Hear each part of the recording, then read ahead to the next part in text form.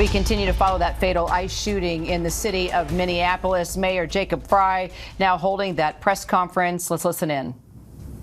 Doing is causing chaos. What's going on here? I don't Get to the bottom of this, to get justice, and to make sure that there is an investigation that is conducted in full. But what we do know is that a 37-year-old woman is dead and that she was shot by ICE. We've dreaded this moment since the early stages of this ICE presence in Minneapolis. Not only is this a concern that we've had internally, we've been talking about it. They are not here to cause safety in this city. What they are doing is not to provide safety in America. What they are doing is causing chaos and distrust. They're ripping families apart. They're sowing chaos on our streets. And in this case, quite literally killing people. So they are already trying to spin this as an action of self-defense. Having seen the video of myself, I want to tell everybody directly, that is. This was an agent recklessly using power that resulted in somebody dying, getting killed. As soon as it happened and we learned of the incident, we had several priorities. The first, of course, was to get the victim to the hospital and to get care as soon as possible. And to the family, I'm so deeply sorry. There's nothing that I can say right now that's going to make you or your relatives or the friends of the victim feel any better. There were, I believe, 2 Minneapolis police officers that responded and were in the ambulance on the way to the hospital.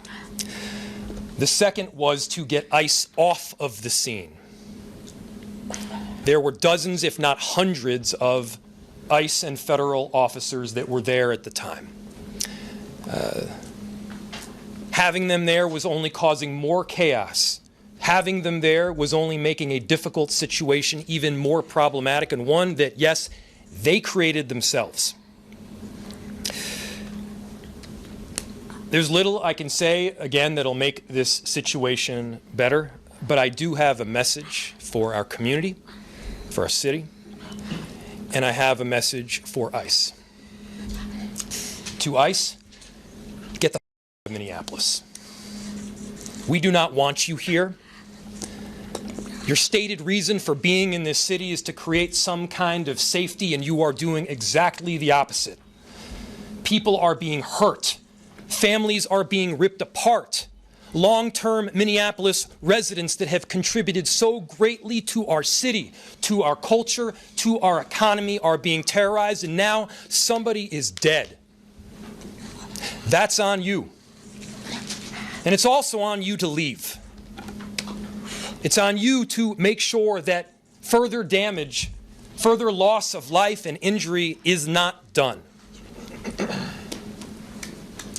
We're going to be working towards justice as quickly as we possibly can right now, and justice is what we've all got to get.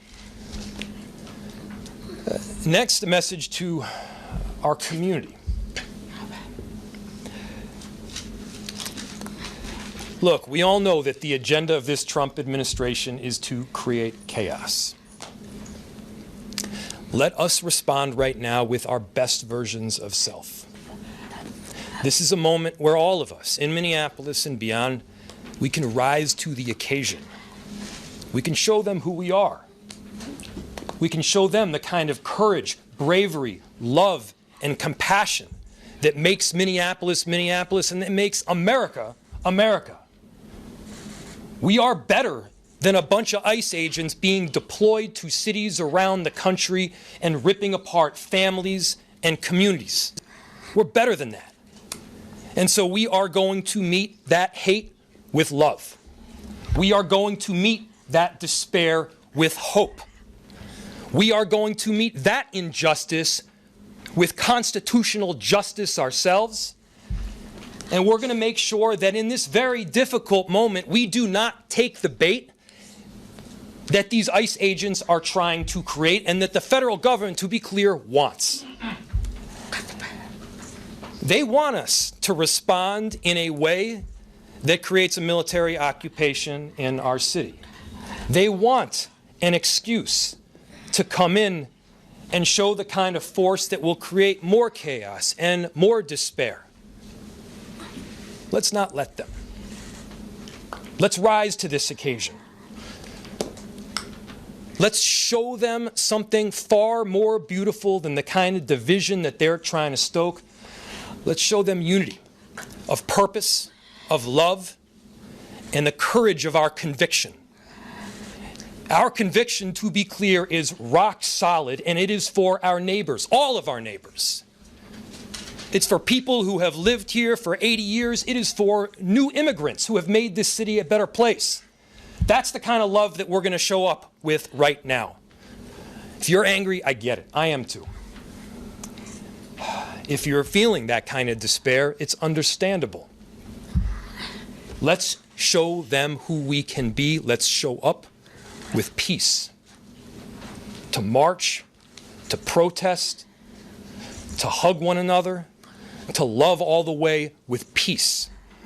Do not give them what they want.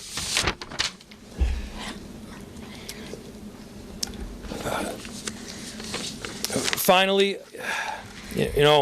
we've got a lot of work that needs to happen right now to make sure that, first, of course, the scene was secured as much as possible, that we were able to get the victim, now deceased, to the hospital.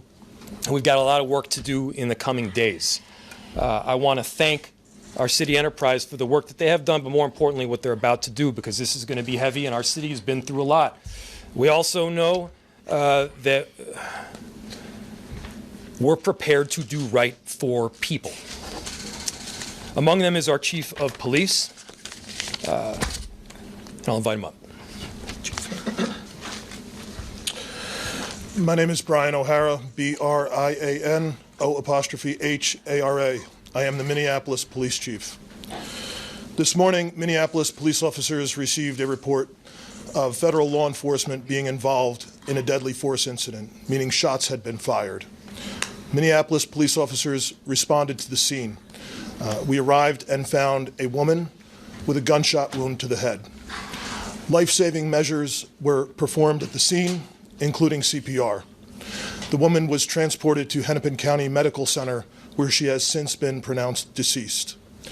The preliminary information that we have indicates that this woman was in her vehicle and was blocking the roadway on Portland Avenue, midway between 33rd Street and 34th Street in the city. At some point, a federal law enforcement officer approached her on foot, and the vehicle began to drive off. At least 2 shots were fired.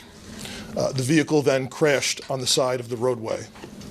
Minneapolis police officers secured the crime scene and assisted in trying to preserve the evidence that is there.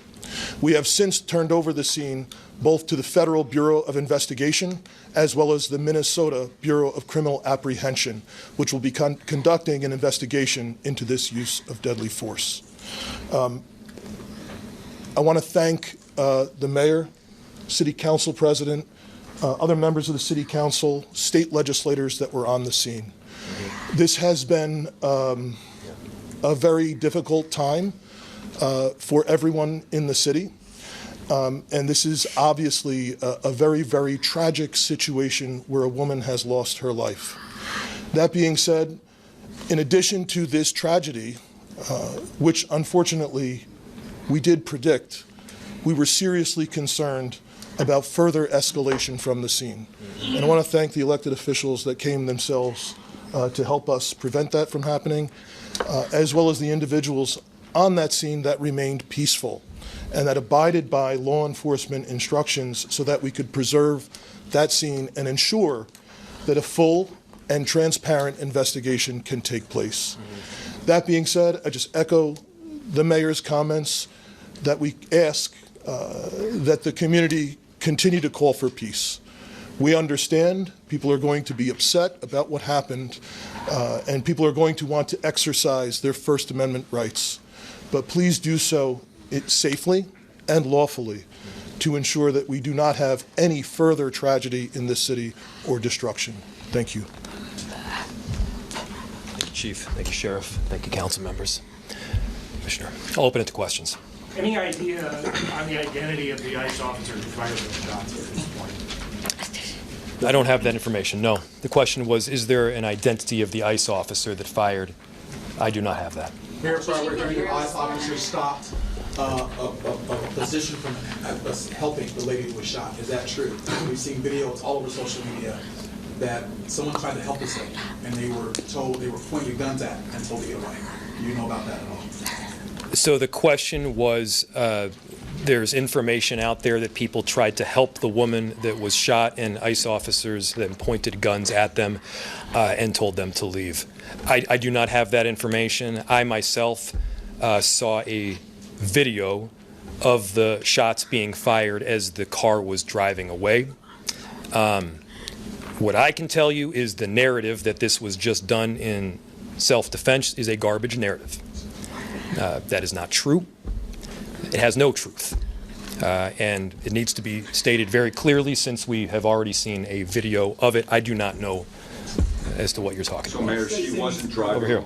She wasn't driving the car toward him, using her vehicle as a weapon. That does not appear to be the case at all. What's the city's protocol when an observer or an activist calls 911? They say an agent's phone them or an agent's pointing a gun at them. How does the city of Minneapolis handle that situation or consider that? Repeat it one more time. I missed the first part of what you said. And I'll turn it over to the chief, yeah. What does the city do when someone calls 911 and a federal agent's Oh, I see. pointing a gun at Yeah. them? That sort of thing. I'll turn it over to the chief. The question is, what does someone do when a federal agent is pointing a gun at them? Chief. So, if I heard you correctly, the question is about when people call 911, what is the city's protocol in these situations? We've had a very dramatic increase in 911 calls related to this activity. We have a protocol in place that has been evolving as the situation has been changing. And at this time, there is a designated supervisor that is on duty 24/7 that fields those calls.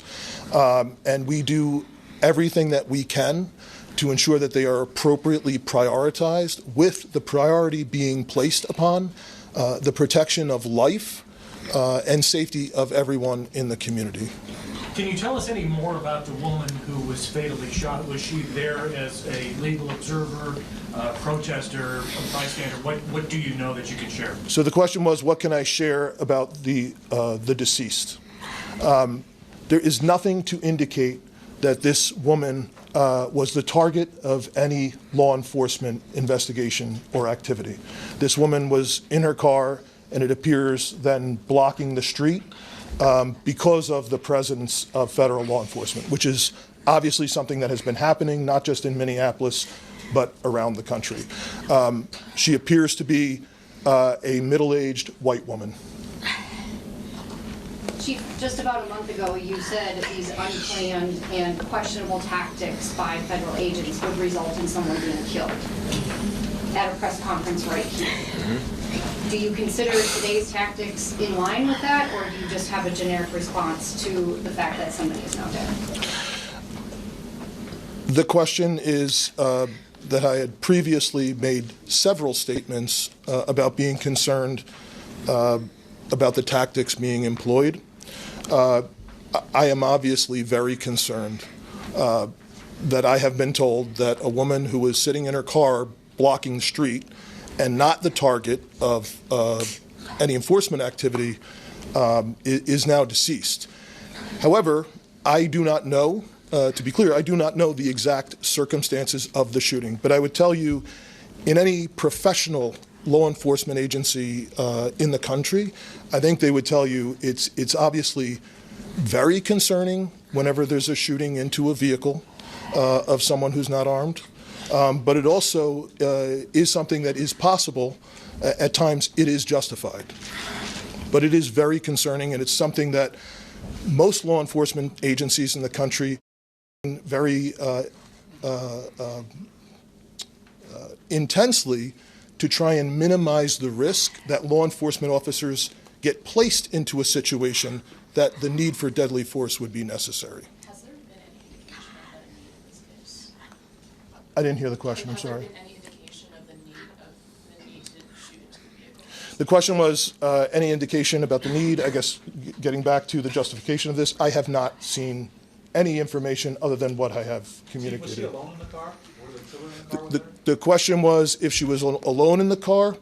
I know that I got there shortly after this call came in. I did not see anyone else with her while I was on the scene. However, I've since been told by our officers that have been with her the entire time that a spouse has arrived at the hospital. Mayor, just curious if you're thinking about contacting federal authorities to register your concerns about this, personally making phone calls, et cetera. Yes, we've been on the phone all morning. As soon as we learned about this, again, there were a series of priorities that we needed to go through. The first, of course, is to keep people safe and to help the victim in any way that we could. The second was to get ICE off of the scene. There was the notion that ICE agents would be necessary to create a perimeter around the scene itself. They themselves were creating the kind of dysfunction and chaos that they claimed to be trying to help with. And so the message that we delivered very clearly was to make them leave. Now, beyond leaving the scene, they should also leave our city and our state. We do work, our chief does work, our sheriff does work every single day to keep people safe in our city and in our state. And crime is dramatically down. Crime is down. It continues to trend down. They are doing the hard work of investigating, of arresting perpetrators of violent crime. What this federal administration is doing right now is not about creating safety. Do not let them tell you that what they are doing is about creating safety. It is not. It is having the opposite impact. We need to be clear-eyed about the work that is moving forward, and they need to leave Minneapolis. We have time for one or two more questions. Mayor, you may know this with your legal background. If this shooting is found to not be justified, does the city have any legal, or the state rather, have any legal recourse to bring charges against this ICE agent, given that this person is a federal agent, if the feds don't? So obviously, and I have to always lead with this caveat because it is true, an investigation still does need to be conducted. I had my perception of what took place based on the vehicle and the vehicle's positioning. It does not appear that the individual is trying to ram anybody. Now, the question was, if it is in fact found to be an unjustified shooting, who issues the charge, who prosecutes, how does justice take place? I don't know the answer in full to that. This is obviously information that we're still working out. Chief, do you have any additional information, or Commissioner? The only thing I would add to the mayor's statement is that the crime scene was held by the Minneapolis Police Department, and the investigation is now being led jointly by the Federal Bureau of Investigation as well as the Minnesota Bureau of Criminal Apprehension. And the purpose of their involvement would be to investigate whether any state laws within the state of Minnesota have been violated. One more Can I question. just add something to that too?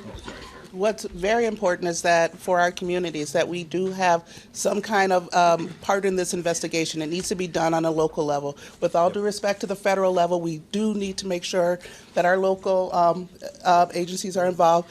Most certainly the BCA is very well capable of working with our federal partners in doing so. That is something that is needed for our communities, and so that's something that I can tell you that there's already been conversations from the U.S. Attorney's Office to the BCA that have already taken place today. How that's going to roll out, we don't know yet, but we are making sure that there is some kind of local entity, namely the BCA, that has a part in this investigation for the purposes of transparency and expedient transparency as to what happened today. One more. Okay, if that's it, Thank you, everybody. Again, thank you everybody for coming. Thank you to the media for being here and disseminating this very important information around this tragic incident. To reiterate a final message to our community members, I understand the anger. Let's unite around hope and love and peace and getting justice. That's what we need to be doing right now. I appreciate the service from everybody up here as well as the 435,000 people that call Minneapolis home. Thank you. Got some housekeeping for you in just a moment after everyone leaves. Creating hope, love, and justice, but the mayor of Minneapolis making it very clear with his message to ICE, get the F out of Minneapolis. Powerful words. After we watch these live pictures right there on the streets of Minneapolis after ICE agents killed a woman, we're now learning she was 37 years old. According to the police chief, she was unarmed. She was in her car. DHS saying she was charging those ICE officers when they opened fire and they killed her. Now you've got a city trying to figure out what to do. The mayor saying he's dreaded this moment since ICE became present in his city. He's concerned they are not there for the safety of his people, but rather causing chaos and distrust, ripping families apart. Hearing another story from DHS versus the mayor and the police chief of Minneapolis. We're trying to figure out exactly what's happened. Video of the shooting circulating. We still don't have our hands on that and cannot confirm if indeed it is what exactly happened. But now we are hearing from the officials and we're trying to figure out just the facts of what actually went down here on the streets of Minneapolis. Let's bring in our Chief Justice correspondent, Pierre Thomas. He joins us along with our Armando Garcia, also retired NYPD Chief of Detectives, Bob Boyce, and former DHS official Elizabeth Newman. All right, Pierre, let's start with you. Clearly, the mayor is upset. He's saying he saw the video and that this woman was not a threat to ICE agents, but DHS is telling a different story. There is clearly a disconnect, yes? Kira, there is a complete disconnect, and let's start from that premise. Ultimately, the investigation will unfold, and we'll see what the video shows or what it does not show. We'll get to the basics of it. But to be clear, we have two completely different portraits of what happened unfolding from two different perspectives. Let's give the perspective of the Department of Homeland Security. They are claiming that ICE was there to conduct a lawful law enforcement immigration operation. They're saying that there was a situation where a person in a vehicle, a woman, used the car as a vehicle to go toward the officer, that the officer feared for his life, and that he fired and killed the woman, and that ICE officers were injured in the process. You have the mayor now saying that he's viewed the video, again, video we have not seen, and he claims that the woman was not making this kind of aggressive action towards police and that she was killed, and that is why he's expressing his outrage and his anger. If you listen to what the police chief, what he said, he was a bit more measured in terms of saying the woman's car was blocking the intersection, which, in some cases would be seen as a violation, when there's a lawful law enforcement operation underway. But again, the key is going to be what happened with the vehicle in relation to the ICE officials. That is the key. Was there a situation where the vehicle was moving toward the officer, he feared for his life, or was that not the case? But again, you have a completely separate point of view developing where you literally have the Department of Homeland Security, the Homeland Security Secretary, Kristi Noem, calling this an act of domestic terrorism. And then you have the mayor on the complete other end of the spectrum. So what everyone needs to do is that we all need to step back, try to gather the facts, and see how this unfolds. Got it. So, Bob, let me then bring you in from a police perspective, from what you just heard. If indeed what the mayor and the police chief are saying is true, that this woman was in her car, she was blocking the intersection, and she was unarmed, and this ICE officer fired upon her, and clearly he killed her. Your thoughts here? So when we look at these vehicle stops, and this is what this says, is a vehicle stop, asking to get out of the car, whatever the measure is, we don't want any firearms there. And we have strict guidelines but there has to be taken on a case-by-case basis. And I think Chief O'Hara mentioned that too. Not all of our are carved in stone when it comes to vehicle shootings. A car is a deadly instrument of against an officer. So that's what we're looking at right now. In regards to that video, I saw it online. It's unauthorized at this point. No one's saying this is in fact happened. But you see an officer being brushed to the side by the car. And then again, it's unauthorized. I don't like to speculate on it. What's really important right now is those body-worn cameras to tell us exactly what happened. And this could be a justified shooting if that officer was brushed aside and feared for his life. Again, it's really important. Chief O'Hara makes a strong point here. It's their guidelines across the country are pretty much in line with everyone else's. We want you, if you can get out of the way, get out of the way. If you cannot, you are allowed to take deadly physical force to stop from being hit by that car. So here's a fine point here, and it's going to be tough going forward, but that body-worn camera by ICE should be given over to the BCA, the State Minneapolis Bureau of Apprehension, so both can jointly look at this thing. The body-worn camera is really going to tell the tale because it also has audio, where the other one does not. Chief O'Hara also says this is two rounds fired. He believes, it's, again, unconfirmed, but that is not, that's not mass shooting by officers. It sounds like one shooter. So we'll go forward. This is a tough case. It always is. But from what I've seen so far, an officer was brushed aside by the vehicle, this burgundy SUV that proceeded into the intersection at a high rate of speed from its fixed point to a high rate because they saw the crash at the end of it was substantial.